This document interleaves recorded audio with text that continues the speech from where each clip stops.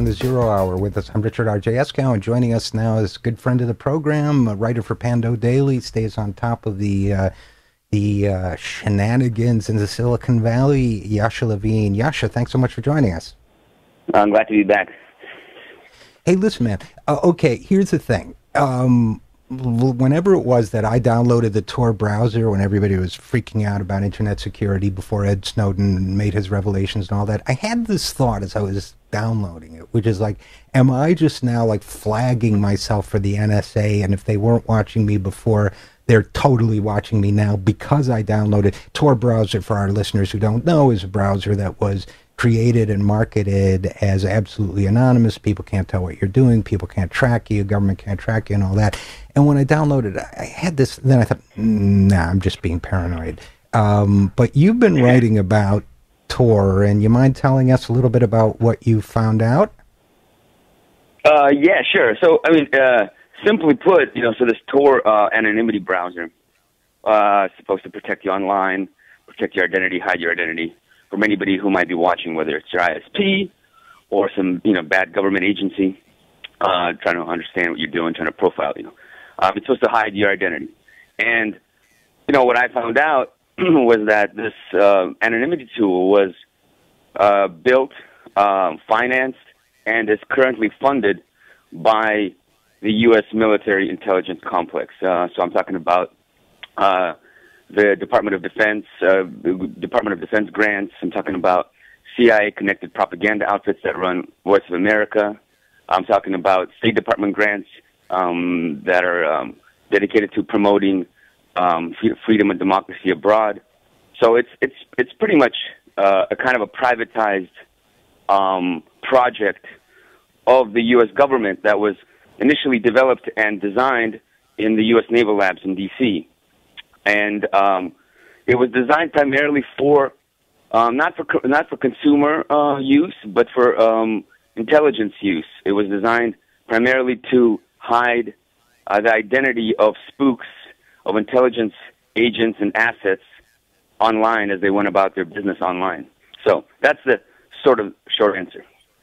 So there's two ways to take that information, okay? And there's one less paranoid, one more paranoid. Call me paranoid. I'm going to lean toward the more paranoid. But I'll tell you how I reacted to that reporting that you did in Pando Daily on it. The first is that, okay, a bunch of guys got together and created this secure technology for the intelligence community, which needs to operate in secrecy, and it's really good. So then, nobly and kindly, they made it available at no charge for the community of leftists, libertarians, and free thinkers of all stripes who don't want to be spied on, and just because they're good guys. Okay, that's the benevolent interpretation of the information you brought to light. The other is, what a great way to trap the suckers, because we will give them something that will make them think they're anonymous, and then we can really spy on them and really find out what they're up to. Now, I'm asking you to go beyond the bounds of reporting into speculation here, but if you had to guess, which of those interpretations would you endorse? I'd say both and neither. Well, it's like this, because the reason why it was made available wasn't because they were saying, hey, you know what, like, this is such a great tool, we'll just release it to the public. The reason it was made available to the public, really, was because that's part of its design. See, because if you have an anonymity network that only military agents or, military personnel and intelligence agents and various spooks use, then it's not an anonymity, people might not know who they are or where they're going, but, it's pretty obvious to whoever's watching. If you're an ISP in Syria or in Iran, and there's a CIA agent sitting in some hotel room in Tehran, and you see someone logging onto this Tor network, you might not know, what website they're going to, but that person is a spook or is a military or a U.S. Right. Intelligence asset of some kind, and so you're going to be watching him. So what you need in order for this anonymity tool to work, what you need is for everybody to use it. Right? You need not just spooks using it. You need, soccer moms. You need, hackers. You need students. You need paranoid, Alex Jones fans. You need people like you and me who might be doing some research on the web and are kind of scared of being tracked by whoever. Right. So you need all these people using them. So then the spies essentially can hide in plain sight on the internet, like in a crowd, like in a crowded square. And so in that sense, it does work. It all depends. But at the same time, because the surveillance capabilities of our government are so vast that they don't necessarily mind that you make it a little harder for them to track you or to uncloak you. So, but they don't mind that one of the side effects of this tool is that it drives all the people who might be paranoid or might actually have something to hide into it, and so it in a way it like self-selects people for further surveillance. And in fact, one of the things that prompted me to write the story was recent reporting that was published in the German press a few weeks ago about how there was some documents that are associated, I think, with Edward Snowden. It wasn't clear where they came from, but there was some leak from the NSA that showed that the NSA was targeting people, everyone who was even interested in Tor, let alone, so if you use Tor, or if you downloaded Tor, even, right, it basically flagged you for, ultimate surveillance, like total surveillance of everything. Right. And so, in that sense, you weren't paranoid. You were right.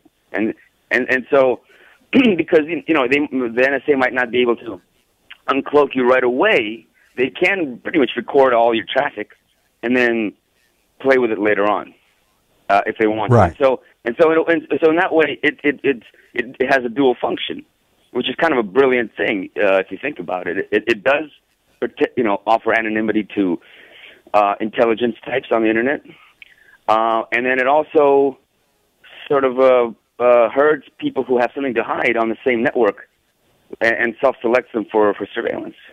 Right, and since they presumably know who they are, all the people who aren't them are people they want to look at. So exactly. It does make a kind of creepy sense. And by the way, I saw that article too. I guess it was Der Spiegel or one of those papers. But one of the things that freaked me out about that article was the fact that it never got, as far as I know, picked up by the American press, which was a little creepy too when you think about it. Well, the creepiest thing about that article too was that it was written by 3 people, and those 3 people were all Tor developers. So they were all developers of the Tor browser, and actually, on the payroll of the Tor network, which is funded by the U.S. government. So, like, it's a kind of that's one of the things I get into my article. It's like when you start to look at this stuff, it doesn't really things begin to lose meaning because it's like, wait a second, so these guys are working for the U.S. government, are being paid by the U.S. government to create a tool that helps the U.S. government spy on us, and yet they're also disclosing information that shows that the U.S. government is sort of attacking and trying to uncloak people who use Tor. So this is the point in this story where I'm really glad I don't smoke weed anymore, because my brain can't handle it. I mean, is it that they're throwing us off track by doing this? Is it they want people to be paranoid? Is it a triple blind game in order, because Tor really works and they want you to think it doesn't work and they want you to stop using it? I mean, we don't know, do we? Or it's injecting some sort of credibility into the whole Tor. If you want to get another layer of it, because there's been a lot of criticism lately of Tor, and a lot more just attention on, what is it? Who uses it? What is its history? And so, is it to sort of whitewash Tor's history and background by having these Tor developers, go against the surveillance state and say, hey, look, the surveillance state is trying to undermine this great tool. There's a lot of questions that are very difficult to answer because it's like the fact that Edward Snowden ran Tor nodes and ran these really powerful Tor servers that people would use. There are exit nodes in the Tor network, where the exit Tor node in the Tor network is like the most vulnerable thing, because that's where you can just observe all the traffic that's exiting the network and going into the real internet. So it's like the NSA is known to run Tor nodes in order to just observe the traffic going through that network. It might not know whose traffic it is, right? But it can just observe the content of that traffic. And sometimes really? That's enough. Yeah. Well, so for example, if I were to use Tor to do a search on, I don't know, Islamic fundamentalism in Yemen, that it wouldn't know it was me, but it would know that somebody was researching Islamic fundamentalism in Yemen. Exactly. So the point, the way that the Tor network works is that it separates the request from the destination. So it's kind of, it takes your return, all right? Let's say, imagine it's an envelope and you have a return address. It sort of takes that information off of the envelope, and kind of puts a firewall between the two pieces of information. So someone can know where something is going, and someone can know where it's coming from, but they're not the same person or not the same server, right? So, and then it sort of anonymizes you in that way. So when you use this Tor network, Tor tool, you enter a sort of a parallel network. And so let's say your ISP, like Verizon, will see you entering a Tor network, right? Node. And then that request will like bounce around this sort of parallel network, and then will exit out the other side. And that exit node might be someone's computer in a dorm room. It might be my computer. I actually, played around with running a Tor node several years ago just because I was interested. I was curious about it. It might be, coming out of my computer. It might be coming out of Edward Snowden's NSA Tor node. He ran several. Right. It might be coming out of, a Russian Tor node run by the FSB. And so you don't know. But if you run it, and so at that point, whoever runs that exit node can see the traffic and can see where it's going, right? But and it doesn't know where it came from. So we're talking with Yasha Levine of Pando Daily, and okay, so now if I were to, and then I have an alternate theory, but if I were to put myself in the shoes of an intelligence agency that was actually trying to do the right thing, right? I mean, protect us from terrorist attacks, all that stuff. That's not stupid. I mean, you don't know if there's a sudden surge of, although it doesn't make sense, but I was going to say, if there's a sudden surge of searches in, let's say, how to get past airport security in Atlanta. I don't even know how to get to the gate in Atlanta. It's so complicated. But get back, then, okay, then they can alert the Atlanta authorities to be on guard or whatever, be extra vigilant. So that part kind of makes sense to me. But otherwise, it seems kind of vague, and it gets into, remember, like, it's out of fashion now, but like 10 years ago, we kept hearing about chatter. There's a lot of chatter on it's kind of a chatter monitor, right? Yeah, it is kind of chatter. Well, look, the thing that I think the thing that I don't like or found troubling about the way that Tor is presented and sold to consumers, to just people on the internet, and to journalists, to activists, especially, to people who might have something to hide and actually are trying to use this for legitimate purposes and not just to, hide their porn activity, right? Their porn watching activity, but they are trying to hide from. Maybe they are in a hostile country of some kind, and they're political activists, and they are trying to protect their identity, and it could actually put them in danger if this tool isn't what it's advertised to be.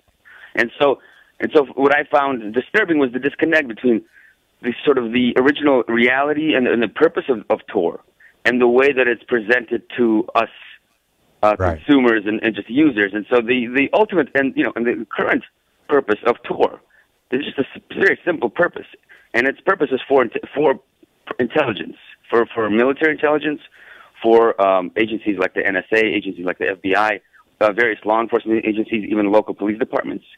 It's for them. It's for them to be able to go online and not have people be able to trace back their identity, their identity back to who they are. So if you're an FBI agent and you're trying to set up a drug deal online and trying to bust one of these, online drug forums where you can just purchase stuff online with bitcoins, right?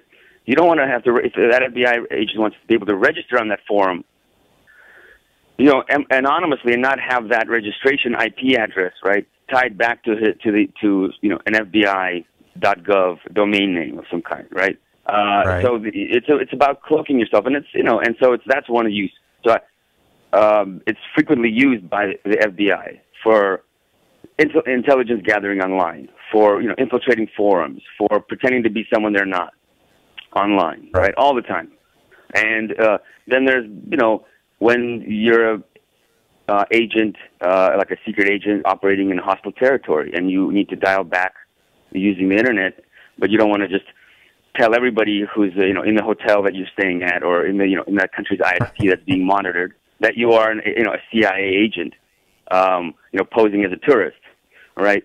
So that's an important thing, and so that is what Tor is. It's an anonymity tool for spooks, and the anonymity that offers for us is just like sort of a tangential to. I get that. I mean, we're all the people in the movie The Conversation. We're all the people in the park who aren't Gene Hackman. I mean, that's like exactly. That's our role. We're the extras. We need the extras. They need extras to be there just to hang out, Okay, now here's my theory about the rest of it, okay, which is it's possible that they're playing double and triple games and trying to confuse us and using it as an intelligence gathering tool. Isn't it also possible that they're just, like, really disorganized? That they just, like, some people are writing about it because, like, they don't know any better and they're not part of the, like, I don't know. I'm just guessing here, but I just find it very confusing. I agree with you. I think one of the mistakes that a lot of people who, like, I guess I can be called a conspiracy theorist, but I think a lot of people who go a little bit too far in the conspiracies is believing that there's a master plan, that there's an ultimate reality of some kind. If we just broke through this, certain levels of barriers of secrecy, that we would get to the ultimate truth. And I think for the most part, spooks are just like the rest of us, and they're like any other kind of bureaucracy. There is a plan of some kind, but there's personalities involved, there's promotions involved, there's power plays involved within the organization, whatever it is. And so I don't know if the guys that wrote that article exposing how the NSA was targeting Tor users, if there was like some kind of really sinister trick that they're playing on us and to confuse us. I don't know. I probably don't think so. There might be somebody back in Washington just saying, I can't believe they wrote that. We told them not to write that. Maybe nothing more than that. Well, but here's the thing, because it is an open source project. There's been a lot of criticism, and in fact, just last year, one of the original designers of onion routing technology, which is the technology behind Tor, and actually Tor's logo is an onion, and so onion routing, it's like that's the technology that runs it. The guy that invented it is a mathematician and an engineer who works for the Navy. He's a military mathematician, and he's in the U.S. Naval Labs, and he still works there. And he was one of the guys that developed it in 1995. And he just published a paper last year that talked about all the vulnerabilities of the Tor network and how. Right. Oh, we're running out of time, but I forgot to ask you about these guys who were going to run a test showing how they could break the anonymity of Tor, and the authorities shut them down. So I guess we'll have to save that one for next time. But, you can't beat the symbol of the onion and the metaphor of the onion. We keep peeling off more and more layers. And, once you're done peeling off all the layers of the onion, there's no onion left. So there may be nothing. But anyway, listen, we'll keep on this. Thanks for all your great reporting. Thanks for coming on the show. Yasha Levine, Pando Daily. Always great to talk to you. Thanks for having me. All right. Bye-bye. Bye. And we will be back after this. I'm Richard RJ Eskow, and as you know, this is the Zero Hour.